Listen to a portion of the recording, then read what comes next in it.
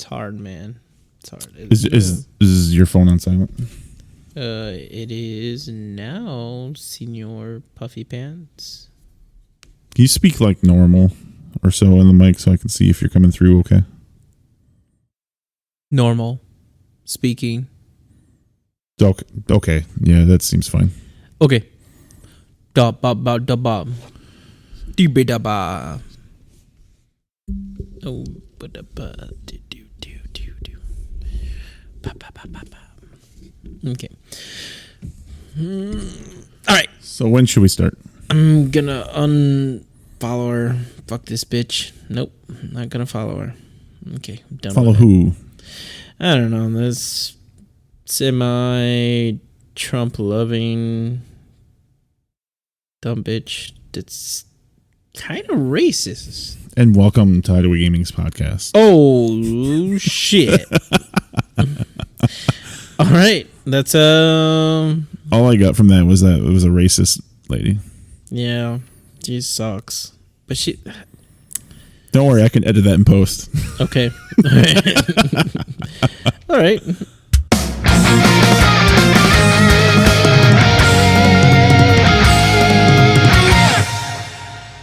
Yeah, she's racist. Yeah, she's pretty fucking racist. I don't want to be the guy to call her out, but she is racist. Yeah. And we don't like talk. We're not a political show, right? Oh, Jesus Christ. I don't even try to do that. We should do like an InfoWars. InfoWars? Yeah, with, what's that dude's name? Alex something. Yeah, what's his name? Talking about turning the frogs gay. The water. He once said. The turtles he said something like how like the government or someone is poisoning the water supply.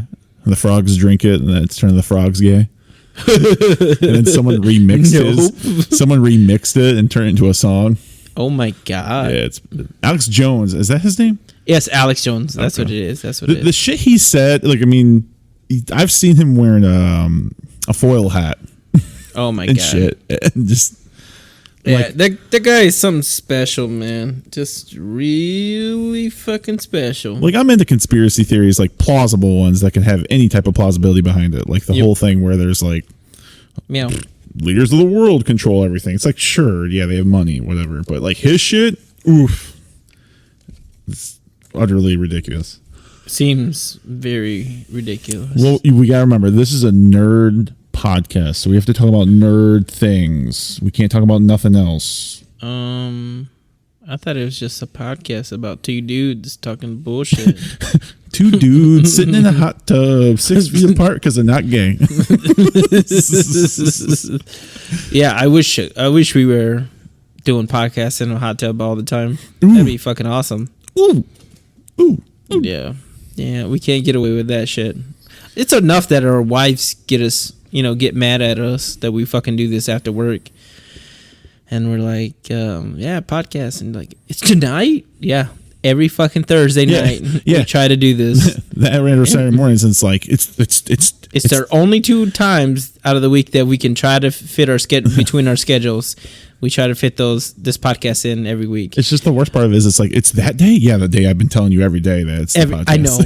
It doesn't fucking change. It's not like, oh, you know what? This time on Tuesday, midday, we're going to meet under the fucking sun when it's tilted at a certain angle. Just, yeah. But either way. But yeah, sorry we've been gone for 2 weeks too. Our schedules just have been super busy. bad. Busy. You know? Well, it's been 2 weeks, I think, since 2 or 3 weeks since we've recorded. It has to be 3 weeks. Yeah, I'm thinking it's more in the 3 week thing. So we hope everyone's doing well. We hope we still have the same people. Well, we were giving out the modern. We were talking about modern. I know spoilers. We were talking about the spoiler once before. Modern Horizons 2 spoiled. Which we were going to talk about pretty much today. Just a we're quick talking about the aftermath today of the set. So, real quick before we get into that, I just want to do 2 shout outs. Because I like to support the guy. He comes to our shop, buys games, and he does a YouTube. It's called Family Board Games. More specifically, obviously, because that's like an obvious name. You'll get a bunch of stuff. But it's at Board Games for Families. All one word on Facebook. That's how you find it. He's a guy from Ireland, used to live in the area, but they moved out to Ireland. They come back here now and again, and he'll buy some games from us, and he'll feature them on his channel with his family. Good games to play with his kids and anyone else that he includes in his videos and such, but it's mainly his kids. So if that's something you're interested in, reviews, tips, what he recommends for some board games that's good for the family, highly recommend to check that out. The second shout I want to give is to Robert Veiling. I hope I'm saying that right. Veling. He has a business called Wicked 3D Creations. He does miniatures, terrain, buildings, and 3D printing. He's looking to put some like a portfolio together, put on display in here what he does, because he's looking to do abstract things that you really can't find in the market anymore, such as like you can't find Tarask, a big ass Tarask miniature, one of the big baddies from D&D, tiles and stuff like that. Just more obscure things we can't find or get even ourselves. So we're like, yeah, bring your stuff in. We'll showcase what you got. And if someone's looking for an actual business that does this type of thing, we'll send him his way. But again, that's Wicked, WICKID, 3D Creations, wickedcreations.com. Yeah. I swear to God, sponsor us, someone. I think I did that pretty smooth. Like Snickers. Ooh, yeah. I do enjoy some nuts in my mouth covered with chocolate. We were just talking about that. I would be like, yo, this podcast is brought to you by Snickers. It's packed with nuts. Chock full of nuts in your mouth, bro. So many nuts. Yeah, hungry? Grab a Snackers. And then that's like, whoop, nope. You said it wrong. Nope. I'm like, oh, fuck, it's Snickers. I forgot. They're packed with nuts. Snackers. I'd be like, I must have been hungry. I wasn't myself. I get what you went there. It's the worst. Okay. Well, I'm a dad. I have that dad sense of humor. Goddamn. I don't even want to go there with you. So, Modern Horizon 2 Aftermath. It's been a roller coaster of emotions in collecting the cards. That's actually kind of a good way to put it. It's just been kind of chaotic. Did I say that right? Chaotic. You kind of gave it like a little yeehaw to it. Chaotic. Like chaotic. Oh, man. But no, it's been crazy with Modern Horizon 2. I don't even like. So there was a lot of hype on a lot of cards. Some of the hype went down on some of the cards, but the ones out of the top 5 cards that seemed to make it out of it were some of the red cards and a couple of the blue cards. That was kind of I'm gonna go over the top tier decks right now in a minute, but there were some cards that you thought they were initially gonna do some work, but it didn't. One of the biggest ones that I thought was gonna be something was the white. What's it called? Solitary confinement. No, not solitary confinement. You're talking about the Sanctifier. Is it the one you pitch? You pitch a white card and you can exile Solitude. Solitude, yeah. I thought that was going to be a lot more. But so the green one turned out to be by far the most expensive one, right? Most played, yeah. Most played. Followed up with the blue one. Yeah, I would think so. And I think Grief comes in third. Yeah. Or maybe Grief second. I thought the blue one, though, was creeping up past it. But Vic was telling me, too, that red one is actually getting some limelight now. Really? Yeah. Okay. Then, well, let's just talk about the top cards that are getting played, or the top decks. So Modern had pretty much Modern Horizon 2 just came out. Literally just came out right when all this whole pandemic thing is kind of like simmering down, and everybody's getting their shots. The tournament scene starting to wake up. Because it was the first real good pre-release, right? Yep. Wizards were, yeah. But thanks a lot, pre-release or Wizard of the Coast, for giving it prize support for making this product a pre-release. Yeah, without any prize support. Yeah, no prize support. You guys are awesome. Thanks. Go to your local congressman and tell him to bitch at Wizards. And that's we ran the tournaments, and now we figured out that we were the only ones running it is because we were the only ones given prize support. Everybody else was just running it or was not running them, and if they were running them, they weren't giving any prize support. Yeah. So we had a lot of people from like Grand Rapids, Kalamazoo area, and a couple from the Benton Harbor area. I could be wrong. But either way, they showed up. We played. It was a good time. And the craziest thing about this Modern Horizon 2, there was such an overpriced product. And it was so crazy. And it's so hard to do an estimate on your product when there's no MSRP anymore. Mm-hmm. So you have no like basis to go off other than what we've had an agreement with a lot of our customers, and we told it, and we've kept the promise with we follow TCG. I mean, because that's our main platform online.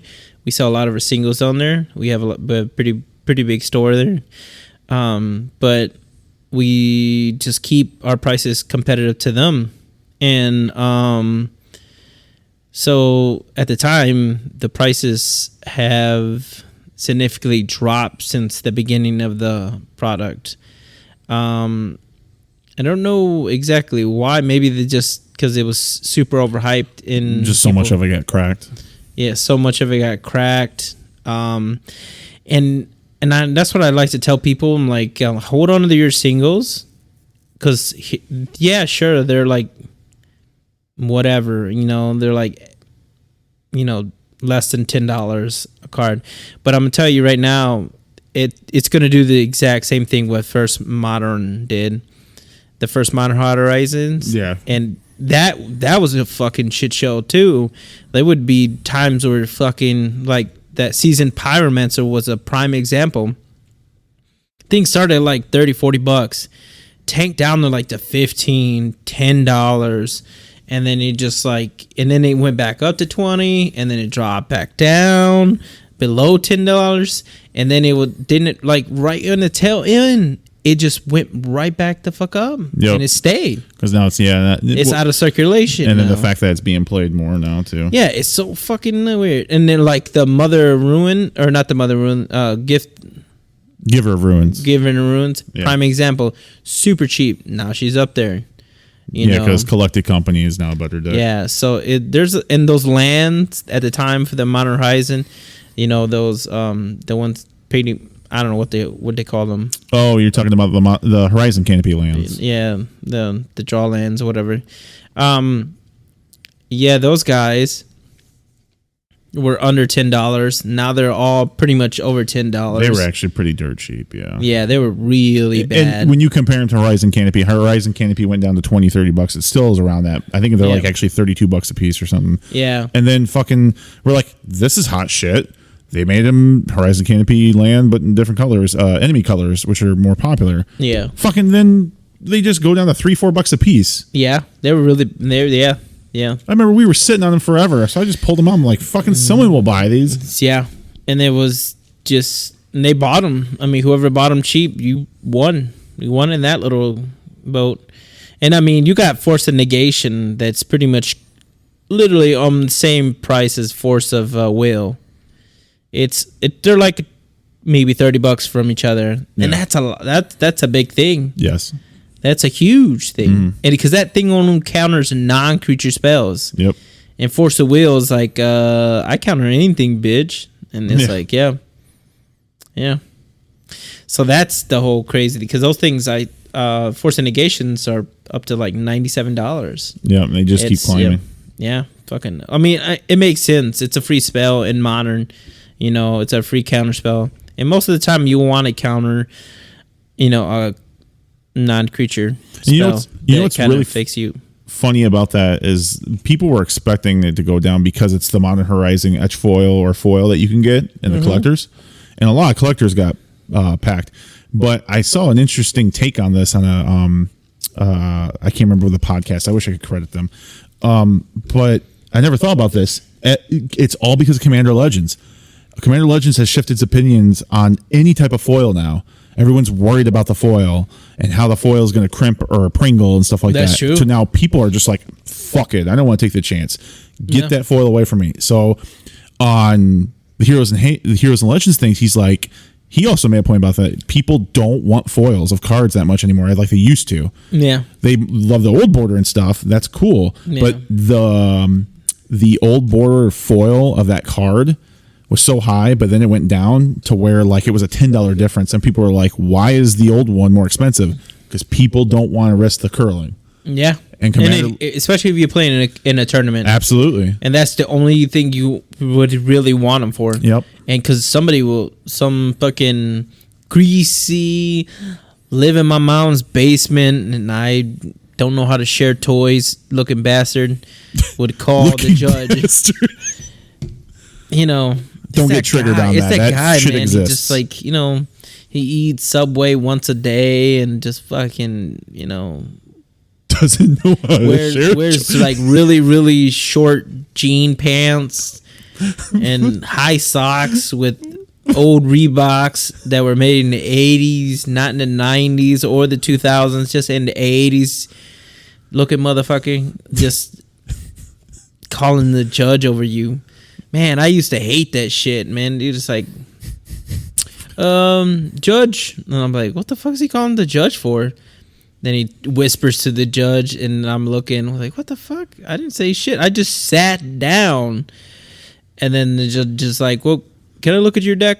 And I was like, yeah. And I was like, oh, you're going to have to get new sleeves. And I'm like, why? I was like, because these are kind of slightly off. I'm like, what? I was like, yeah, the color's kind of a little bit weird. I was like, literally just fucking bought these, man. Yeah. I was like, I bought it from that booth right there. Yeah. And it would just like, oh my God. That's why I stopped playing red sleeves. And that was one of the incidences. And I'm like, I just go get me new sleeves, man. And I'll just leave it right up. I was like, I don't have a problem. I literally just bought these for the tournament. Because the first time going around, I think I was warned by another player. He says, yeah, you want to buy new sleeves because they can call you a judge if it's dinked up and stuff. Like, oh, good idea, man. And that's what I'm saying. I would always go to the tournament, just buy new sleeves, new dragon shields. And I hate it because it's at the time, they didn't have the dragon shields that like were matted. Oh, my God. Those bitches was slippy, slidey all over you. So then I kind of pulled away from the dragon shields, and like Ultra Pro started making they made these matted ones. So I was like, oh yeah, these shuffle really good. But they would like every like 5 packs or every 5 cards in, there'd be like a couple rows that are a different color. It seemed to be like the red, orange, and the yellow. Those seem to be the ones that would always have like a slight tint to them, a couple of them. And you're like, what the fuck? So I just blue. It was blue, red, and orange. My bad. It wasn't yellow. It was blue, red, yeah, and orange. Those are the ones. And then, so I just went to darker ones. And sometimes the black ones would be fucked up too, but I never went to black. I think I just did the green. So then I just stopped doing that matted ones because they just kept coming. The colors kept coming, whatever. Yeah. And never get any kind of art design on them because some fuckhead would call over the judge too for that. You also reminded me why I stopped doing 5Ks when I used to do Modern. I fucking love. Like I love doing the tournament aspect, but we should do one. There's one. 2 things. It's Magic's own players for one. Because most of the people that I've met 5Ks, like 1 out of 5 players who I'd meet or even talk to or even play against would be nice. The other ones would be silent, cold, and like, I'm a professional. don't fucking talk to me unless it's kinda I weird, say to man. respond to something. And I just can't stand that shit. Yeah, man. But the second piece, and I wholeheartedly think this is anywhere, I think judges are some of the worst aspect of Magic. Man, they're all fucking sweaty. And just like, clammy and goofy. Even if they're not judging and even if they're playing, and I've had it happen, they'll enter their fucking 2 cents into any game, even though it's not fucking asked for. And the second thing is they're like, well, you have to do this or you have to do that. Magic says to do that. Like, I just don't care for that shit at all. And then all the judges have a superiority complex at any of these tournaments. Like, I'm the police here. You will get a warning if you itch your ass one more time or something like that. It's just the most ridiculous shit. I don't know what you were doing at tournaments, but I never had that problem. Yeah. Well, okay. Judge Ryan. I don't Fuck know you, Judge Ryan. But it's just that's made me discouraged to play because they're just so fucking like, you don't even get paid for this shit. Yeah. Like, why are you so into, like, I get you like the game so much you want to judge it. Fine, I don't care. I don't like put you down for doing the judging or going to it, but most judges are just assholes. Yeah. Not all. They're kind of dipshits. But most of them. Yeah. And I think they always come off with this thing where they're like, I'm better than you. You're playing the game, so I'm judging it. If you're a judge out there, and you listen to this podcast, come to South Haven, Michigan. We're at 250 Broadway Street, Suite 4. Square up, homie. Just be cool. Be cool, and I won't have a problem with you. But most judges, they have that complex. So we got a parking lot. We get this bitch on. We got tables too. Yeah, I get your judge promos if I win. Body send the motherfucker right to the counter. Wham! I was like, oh shit. It's just like how in Pokemon when you get money for beating a trainer. Yeah. I don't want your money. I want your judge promos. Yeah. Give them here, bitch. So back to Modern Horizons 2 and Modern and stuff like that. Oh, yeah. Back to that. But yeah, like Endurance, that blue one you're talking about, the fucking Dothy Voidwalker, the Ragavan. Well, we all know that was, we were talking about him in the podcast. We knew he was going to. Yeah. Well, I'm just going to go over some of the top decks. I typically just kind of go off MTG Goldfish because they do pretty good stats on what's being played. Great. So the top decks right now that are getting played, and this is like the meta and the percentage of it, is Blitz, Amulet Titan, Black Red, Urza's Kitchen, which I knew that, Azorius,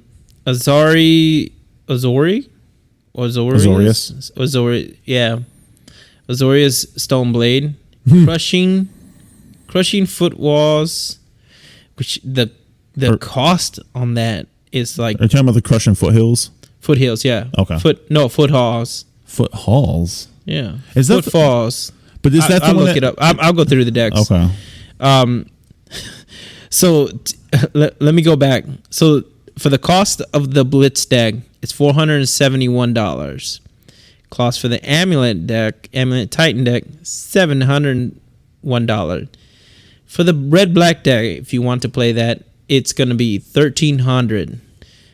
Yeah, $1,326. Please, which is 33% of the meta, or 3.3 of the meta. It's got to be playing the Ragavans. And then we'll go through it. Urza's Kitchen, which is 3% of the meta, and That's such a huge swing. Yeah, 3 to 3 point. You said one's the 30 to 3. No, 3.3. You said 30. I know at first I did. I didn't mean 30. The Urza's Kitchen deck, if you want to play this deck, it'll cost you about $1,000 and $205. The Stoneblade deck, the black white Stoneblade, which is 2.8% of the meta. That's about $933. The Crushing Falls is 2.5 of the meta, and that's about $1,400. The Hammer Time, which is mono white, I'm assuming it's mono white equipment. Mm-hmm. That's 2.3 of the meta, and that's about $770. and then I'm gonna stop here after this next one. Next couple of them. Actually, let me do the next 4. White, red, white, blue, which is $2,000 to make that deck. $2,000. I'm pretty. Is that the Stoneforge deck? No, this is just red, white, blue. Oh yeah, it is Counterspell, Stoneforge, Mystic, and because last I knew that ran Ragavan with swords. Last I knew. Okay, I haven't gotten to the deck list, and that's 2.3 of the metas. It's super down there. It seems like a pretty wide meta though.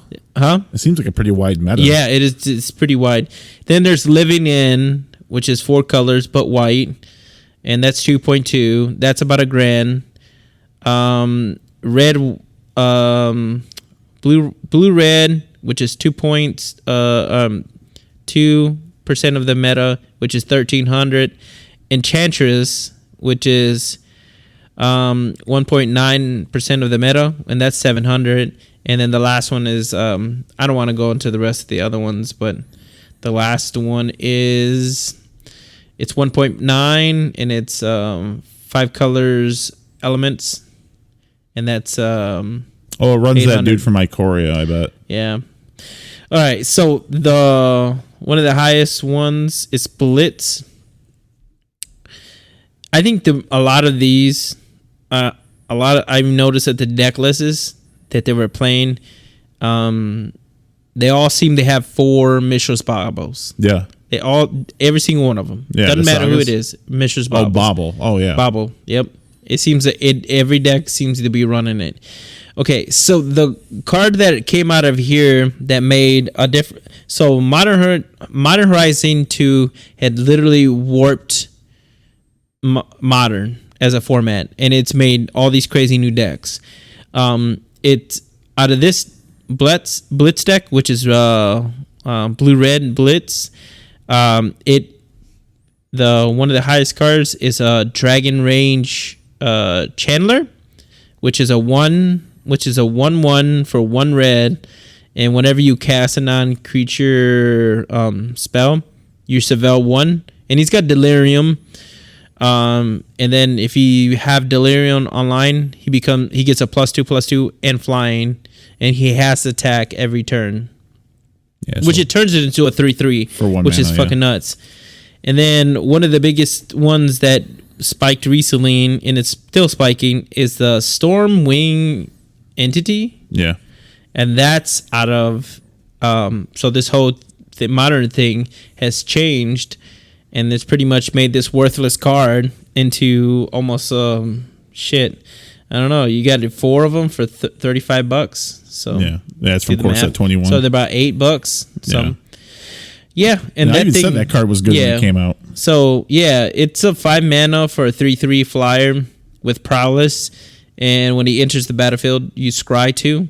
But he costs 3 less if you cast an instance or sorcery this turn.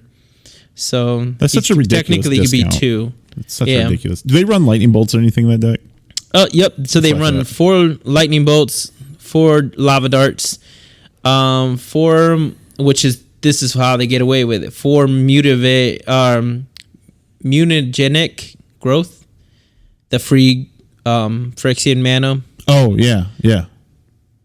Yeah. So that anything that's 1 casting cost, it seems to be that way. Does it run gut shots? No, I think gut shots are banned, right? Oh, I don't know. I thought that was the biggest thing that happened like a couple years back. I'm curious about now. gut shot getting banned because they got rid of probe, mental misstep, and I thought gut shot was one of them. They eventually got rid of, and no, it's legal in Modern. Okay. Yeah. Well, something was like that, but either way, I don't know why they don't display. Oh wait, does Lava Dart? It has threshold. Oh no, you can flash it back for 1 mountain. That makes sense. That'd be better. Yeah, and then one of the biggest thing out of Modern Horizon 2 is also Unholy Heat, which is a 1 red instant, does 2 damage to a creature or planeswalker. It's got Delirium, Instead, it does 6 damage. Yeah, that's really good. It fucking kills anything. Do one more deck and do that Jeskai one. Okay. And then I just want to say what else bumped up. I think that was it for that. Oh yeah, the season Pyromancer's almost $50. Oh, it's even higher. Yeah. That's on the sideboard. They run one ofs. But yeah, again, another like the Fiery Isles, Islet, the Fiery Islet, Islet. How do you say that? I'm gonna say Islet. Either way, that's the Modern Horizon land. This deck runs 4 of them, and that's up to the total is $105. So they're about no wait, how many? $25 each. Yeah. Jesus Christ. Fucking nuts, right? They were literally under $10. That runs that Spire Bluff card too, doesn't it? Yep. And 4 of those are $123. Yeah, they're like $30-$40 now. Yeah, I can see that. Yeah, because I'm curious about that Jeskai deck, because Jeskai used to not be a deck, and now because of Ragavan, it's like really kicked it up. So that Jeskai with the Stoneforge? Yeah. Yeah.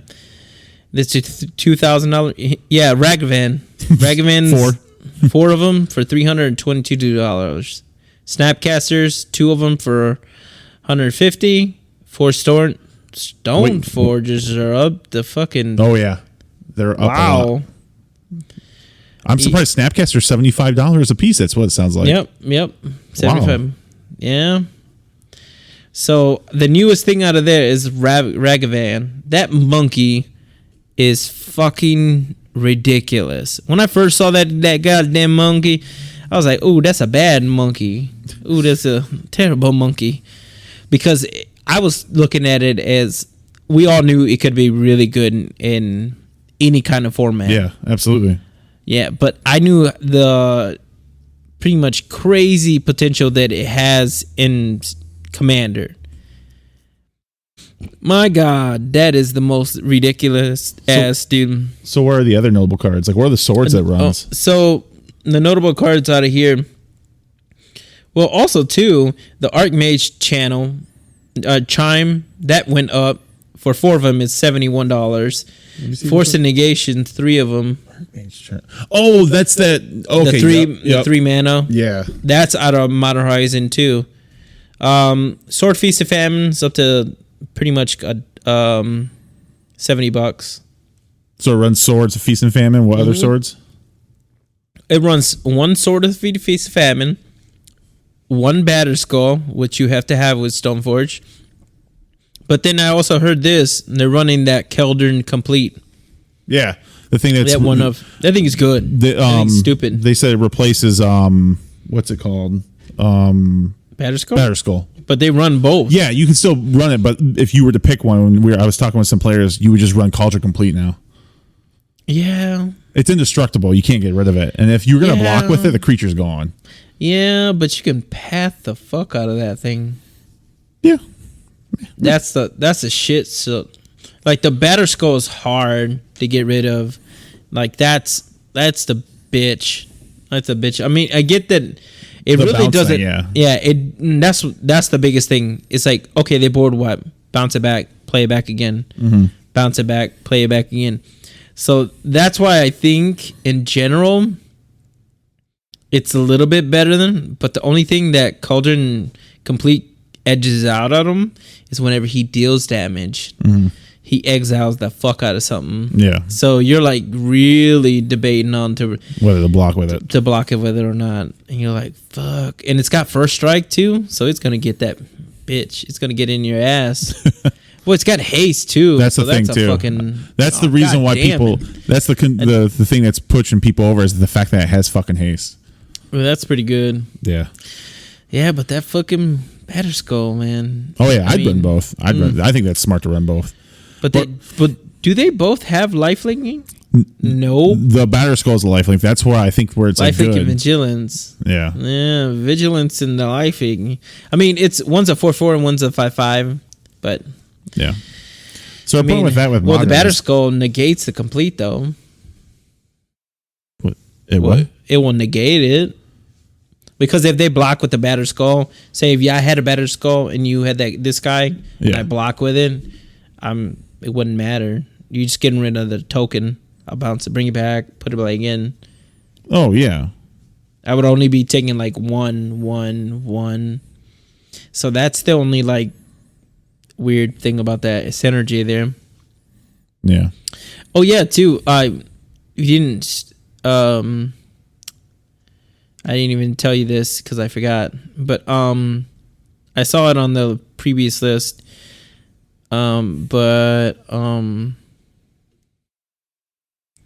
Polluted deltas are up to $50. They keep going up, yeah. Fuck, that's insane. Before, like last year, the year before, when Modern was going around, they were the cheapest. Mm-hmm. Like hollow fountains and everything was all about verticatacombs and or not Arid Mesa, but the Misty Rainforest and Scalding Tarn. Yep, those three were the fucking nuts. Yep. And then now it's just kind of did a flip shit. But yeah, so those that's for that deck, and it runs like 3 cryptic commands, 3 forces of a negation, 4 of the Archmage charm, and 4 counter spells. God damn, I would have sucked to play against this. Yeah, it's got 2 Mindless Sculptors. I can see though how Blitz can win against it because Blitz still has the counter and everything for it, but Blitz has, I feel like, quicker and more variants of attacks. Like it can get more out there on you. I don't know, that Blitz deck's it kind of sucks. I don't know. It's got to be fast. But at the same time, because it said, okay, I'm looking at the Blitz list, and it runs 4 Manamorphers? Manor 4's on 5,000, whatever the fuck. Whatever, yeah. I see that like with the Mishra Bobble, I think it might be a little bit better because the Mishra Bottle, you can see what's coming up and you get to draw. So I can see where that potentially get better. But I don't know, man. I mean, it runs like the creature base is only 16 creatures and 21 like other spells, which is Well, that deck's goal is to go over because it has lightning bolts. Yeah. So any deck that runs lightning bolts and stuff, like it just makes it very oppressive for the defending deck, such as like that sword deck that doesn't run that bolts, at least from what I saw. Yeah. You just have the counter magic, and you just can't keep countering every bolt that's 1 mana and shit, while you also have a fucking team of 3/3 flyers and stuff coming your way. That's true. That's just the one thing that sucks. I'm not saying like, oh, it's gonna beat it all the time. It just, I can see why the Blitz is getting a little bit more play. Yeah. Plus the mana base is much easier, and it's a cheaper deck. So another deck that I find really interesting, and I would love to ever make this, is Urza's Kitchen. Yeah, that's like the brand new. So it deck. runs 3 Urzas, which is $195 for that set. And the 4 Mishra Bobbles, which is, they've gone up significant. But yeah, the Dark Elixir Shores, for 4 of them, it's $167.96, which is pretty much $168. And then here we go, polluted 4 polluted deltas for $202. Oh no, what the fuck did I say that? Wait, how much is that? Am I not doing the math right? They're about 50. They're about 50 bucks a piece. Yeah. And then the Urzaland still retaining the value at $30. How many does that play? 4 of them. How much is the total? 120. So $30 each. Yep. They're like retaining the money there. Everyone keeps talking about like they want to ban that card. It's in every deck. Yeah, I mean it's a good card. It's in every. This is the only list I saw. When everything first listed, everyone was testing it on MTGO. Like, oh, it can go in any fucking deck. It's just all over the place. Yeah, I don't know about that, but yeah, I mean this deck, it's running that Asmir Yeah, I know what you're talking about. A car. Yeah, the one that has no cast and cost. You have to discard a card. Yeah, and then this format is also made. What's her name? That lurker of the lock. Yeah, she's gone up. She's gone up this whole fucking modern thing. And then I think what was the other? So that Asmiri or whatever the card, she's gone up. And what's really playable is that Thought Monitor. That guy. That's the card where people have been telling me it's brought affinity back. Yeah, it's pretty insane. I mean, it comes into play. It's 7 mana, 1 blue and 6 colorless, but it's got affinity for artifacts. It's got flying, and when it enters the battlefield, you just draw 2 cards, which is insane. And if you're running a lot of artifacts like this deck does, you're most likely going to fucking play it. Just paying blue. Yeah, and then but either way, so then it runs that. So that's one of the biggest thing. And so Spellbound, Spoon, and the Underworld cookbook, which is pretty decent.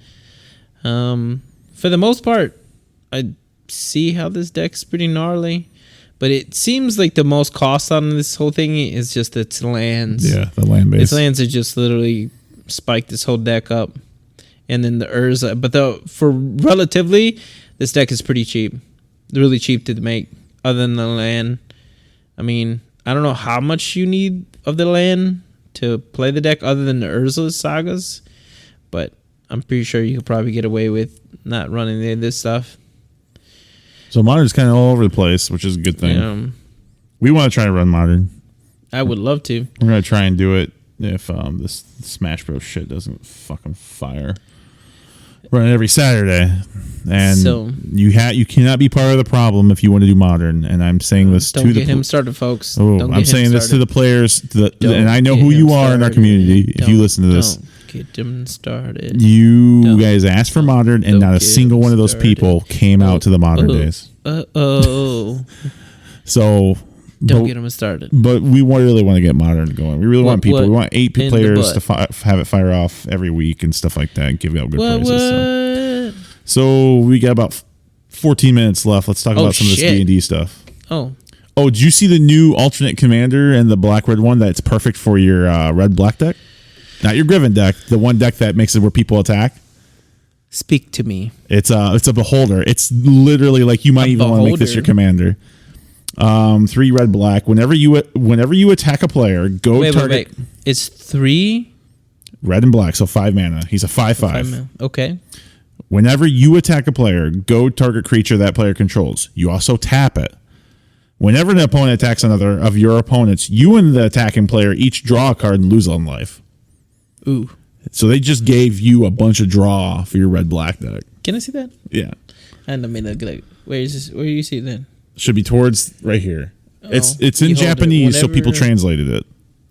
Whenever you attack a player, go target creature that player controls. Okay. Tap it. Tap the creature? Yeah, tap the creature. So if you're attacking, you don't have to worry about it blocking. Whenever opponent attacks another of your opponents, you attacking player. Oof. Yeah, it's really good. We both get to draw a card and lose a life. Yeah. He's a 5/5? He's a 5/5. But yeah, so that's the most recent kind of mini spoiler for the commander decks. They've spoiled the face commanders, but these are the secondary commanders. Quick note, and I mean I just don't want to dwell on too many things since we don't have much time, but like I'm liking this set a lot. I don't even care if it's a separate dungeon mechanic and people are saying it's parasitic, which I don't think it is. How's it parasitic? Because they're talking about how it can be parasitic based on like, let's look at the party mechanic from Zendikar.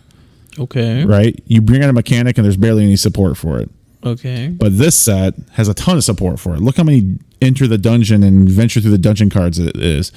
So when they say parasitic, from what I'm gathering, from what I've seen in Mark Rosewater's post, is that guy. He's like, there's a ton of parasitic things that come out in every set. It's just that we've chosen to really devote to the mechanic and support it, which they have. Yeah. There's a ton of it. Here's the crazy thing. So is Rise gonna rotate out in October?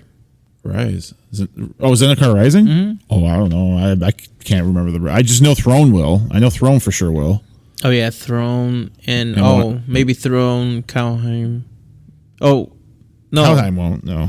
No. It's so LP Throne, Ikoria, and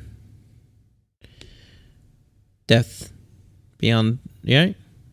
Oh, is Theros still? Beyond Death. Yeah, Theros will go too. Yeah. So okay, those three. Okay, so then the mechanic, that party mechanic, makes sense why they did the D&D thing. Yeah. So you can have a party, go in a dungeon, and play some standard, which is dead.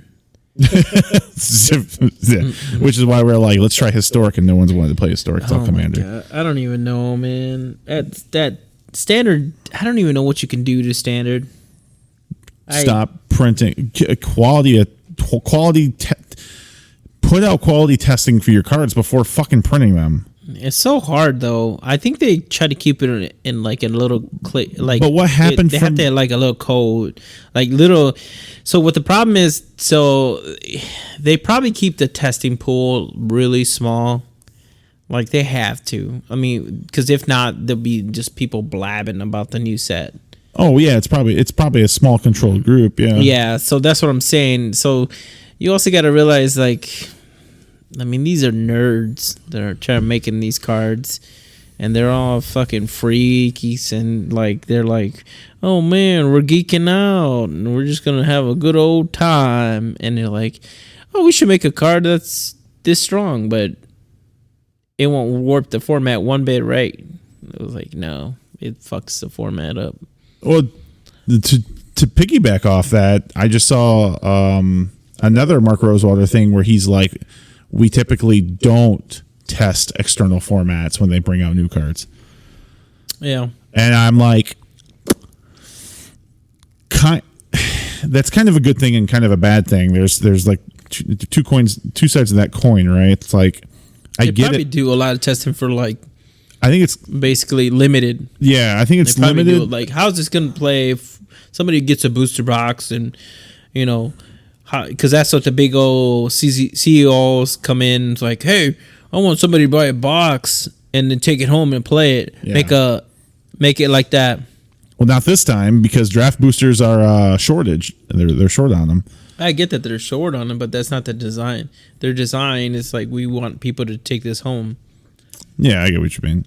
But, I mean, I think you have a point there. Like, I think that bleeds into standard a bit, but it's mainly for limited and shit, because I'm like, how do you mistake the Uro and Oko shit? I don't know. But the process, the problem, too, is that it's not even that. Like, the red-black one, I think the format, the way it changed, it's like, no one's playing it right now. Too bad. I mean... Kroxa? I think Kroxa's being played. I know, but I don't think he's... He got overshadowed by Uro. Admit it. Pretty much it. That's what it was. So once Uro was banned, people are like, let's play Kroxa. Yeah, Kroxa's good. Yeah. He's annoying as fuck. Yep. And there's nothing in the format that could just exile him other than waiting for him to go to the graveyard. Yeah, well, you can respond to the trigger from him going. I know, but that's just so inconvenient. Because you're just like, oh, Kroxa wants to die. And then you got players who are like mid-tier, low-tier, just like, oh, I'll just let it die. I won't try and exile it somehow. Even though there isn't that great of exile cards except for like enchantments. Like Banish and Light and shit. Yeah. So... I bet you're never there. Yeah. So... Which I think Kroxa is a fair card. I really do. It's a nice mythic. It's a good mythic-powered card, in my opinion. Uro, though, I'm just like, you keep making the same mistake where people keep telling you, they keep telling Mark Rosewater, for the people who communicate out to the public, stop making green-blue so powerful. Yeah. They said the same thing with fucking Strixhaven. The whole set of Throne is just broken. Oh, yeah. The whole thing is. I've preached that bitch. Yep. You know, I started a whole chapter, a whole cult. Yep. We literally meet on Tuesdays. And we try to praise the old Oko god. Oh my god! To come down and elk the fuck out of people. I could go on a tangent about that forever about the whole Oko thing. I just don't understand how anyone who has been working at Wizards. I watched that interview a long time ago. Yeah, remember they was like, yeah, we fucked up. The two people that designed that card, they're like, yeah, we made a mistake. How can you even? And they just kind of shrugged and they're like, yeah. I just don't We banned it. We I just don't even understand how you can even sit there and look at a card and be like, that's fair. That's a fair card. No, that's why I like Jace is no longer the broken card. Yeah, it's Oko. Oko's king of that right now. Oko, yeah. I don't think there's anybody gonna top that motherfucker. No. You had to take him out of a format. It's like every fucking format but Commander. Even see the funny thing, I don't think he's banned in Commander. Why? Because I think everybody just like he'd have no value. Not even that. I'm saying that the reason he hasn't got a banned in Commander is because I think everyone is like in this invisible agreement. They're like, don't play Oko. No one should play Oko. Doesn't make the game fun. But if everybody like just say everybody just start playing. Listen to this. If you're listening to this podcast, start playing Oko. Let's get this bitch banned in Commander. I don't even think they what happens when someone plays Oko here? Eyes turn to you, don't they? Yeah, but it doesn't matter. That how long have you seen Oko be on the field? Oh, I had that motherfucker on there for a while. I was popping bitches. I'm like, pop, pop, pop, pop. That's maybe like the 1 out of 5, but almost like, every time. And I think I was in a game with you. That motherfucker was out on the board for a long time. I think and then you went around, and then you kept going around, and you're like, how's this motherfucker still alive? I'm like, yeah, it's hard to kill it. Because if you don't kill it, and I have backup magic, it just gets dirty. Oh yeah, absolutely. Any cards like that. But what I'm saying is, like, I rarely see Oko survive long enough. They get put out, and they're like, "Oh, there's no creatures. I'm just gonna make a food token." It's okay, but then like someone always afraid to play a creature that's value because you're afraid to get it turned into a 3/3 elk. So therefore, you're grabbing the aggro of other players. In my Super Friends deck, Oko, I almost want to take it out because I'm just like, it just dies instantly. I never exchange it with anything. No. And plus, I've had good time. I mean, there's been times where he's just been going around. I just ultimately think he doesn't win games. Oh, he doesn't. There's a percentage where he can, like, I stole your the legal Emrakul and played it, or whatever, blah blah blah, or I don't know. Yeah. Just stole whatever a value creature, right? Because I know it's like converted mana cost 3 less or power 3 less. I don't know. But the thing is that it's artifacts and creatures. Artifacts and creatures. So that's most of the time what I do is I steal a good artifact. If I got something I want to just give away, get the food, get a mana rock. I like the Oko. Oh, I do too. I do too. I just don't think. I think he's pretty stupid. I just don't think he's as powerful in Commander, and therefore I don't think he'll get banned. I don't think he's ban worthy. If he turn heads, if he's turning things at people, that's a powerful card. I just think people don't want their creature that does a static ability to be turned to a 3/3 elk, which most of the time is bad for the Oko player. That's a powerful card. But that's the thing. It's just the same as a Path of Exile or anything like that. Nope. But it's static. It's sterile. It's worse. I wish I would. But that's Path of Exile. I'm not disagreeing with you. It's a way better to happen to somebody's creature. Because that's my point though. When Oko turns something to a 3/3, most of the time that 3/3 is swinging into Oko. Yeah, that's true. And so therefore the Oko's probably going to die most of the time from what I see in the cycle. The fact that the Oko can statically turn things to 3/3s is sucks. And that's where it could be better than Path. But the function is still there, that it's getting rid of it in some form of function. Yeah, but you're still trying to make it seem like there's no backup matchup for him. You're making it sound like that the whole board is always going to consistently just having creatures on all the time. So I don't know, man. I never play Oko if there's a field out. That's what I'm saying. But here's the thing: is you would never want to play a Path when there's a fucking field out too, because you're gonna isolate one card. Yeah, and Oko's good at that too. That's what I'm saying though, is that it's bad to put Oko out late game. Like, he's not that great. I think that's the best time. Really? Yeah, I really think so. Because if you it's only 3 mana, right? And if you're playing blue and green, you already might have creatures out.